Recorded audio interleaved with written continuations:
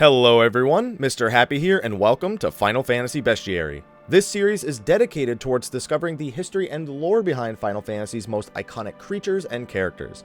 This video, we will talk about Nidhogg. Just for the sake of the video, I'll take a shot at pronouncing his name in Old Norse. Nidhogg, which also means Malice Striker or Terror of Corpses.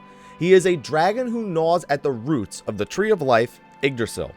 While feeding off of corpses near its domain, he is eventually fated to devour the entirety of Yggdrasil's roots during the Ragnarok, before then devouring the corpses of all the wicked dead left in the event's wake. So after that embarrassment, Nidhogg has been a recurring dragon or serpent-type enemy in Final Fantasy games for quite some time now.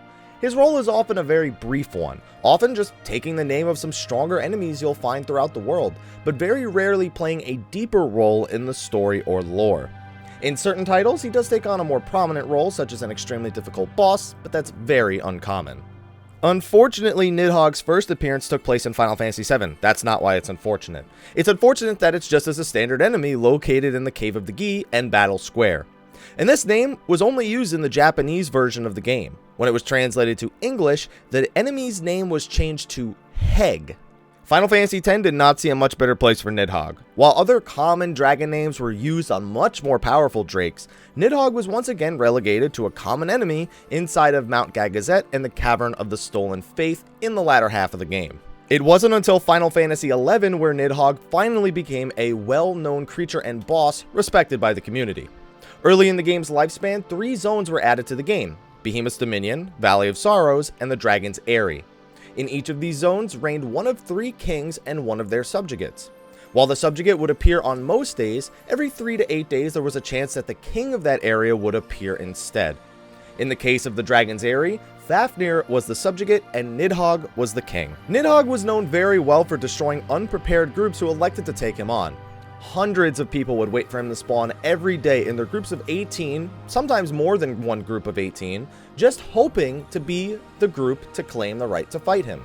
With devastating AoEs, a self-buff that increases all of his stats, a high health pool, and his most devastating attack, Spike Flail, Nidhogg was highly feared and fought very, very carefully. Over the years, he has become a much more tame beast to deal with, while other dragons similar to him have taken his place, mostly due to the level cap increase.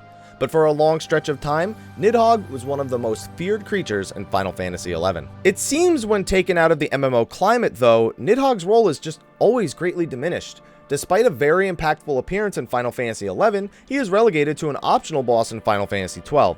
Now normally when I refer to optional bosses in Final Fantasy games, they're usually pretty strong, but Nidhogg was only a level 10 optional boss with the appearance of a serpent instead of a dragon. An odd choice, but the one they went with regardless. This series hasn't really been a fan of a lot of the things Final Fantasy XII has done, has it? However, Nidhogg looks to be making a grand appearance in Final Fantasy XIV. Initially, he is only mentioned during the Dragoon job quest, where you learn that the city-state of Ishgard holds one of his eyes as a relic.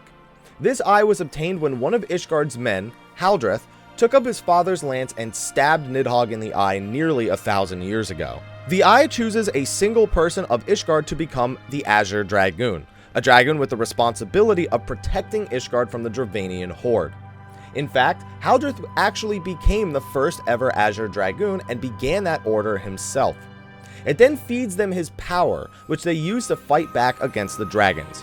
While a man named Estinian is initially chosen for this role, at some point the adventurer becomes chosen as well, causing there to be 2 Azure Dragoons at one time. The power turns out to be so much power that some men run the risk of falling prey to Nidhogg's influence, especially if they're in his presence.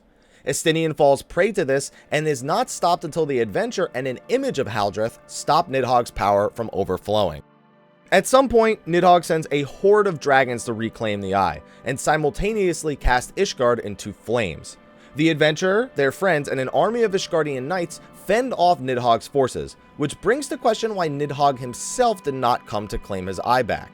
Estinian, surviving his previous encounter, seeks to stop Nidhogg and all of those associated with him, specifically a woman and her order by the name of Lady Iceheart.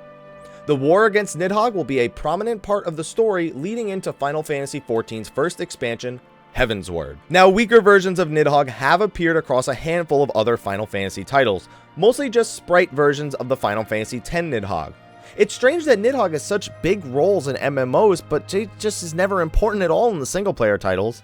I mean, oh well, I'll just remember Nidhogg as a complete badass a few months from now. Expect an updated lore video on just Final Fantasy XIV's version of Nidhogg coming after the expansion. Anyway, everyone, thank you for watching. Be sure to like, favorite, subscribe, and share. And if you haven't seen it already, check out the card at the top of the video to check out the rest of my Bestiary playlist. But anyway, guys, thank you for watching. I'll see you next time. And until then, take care.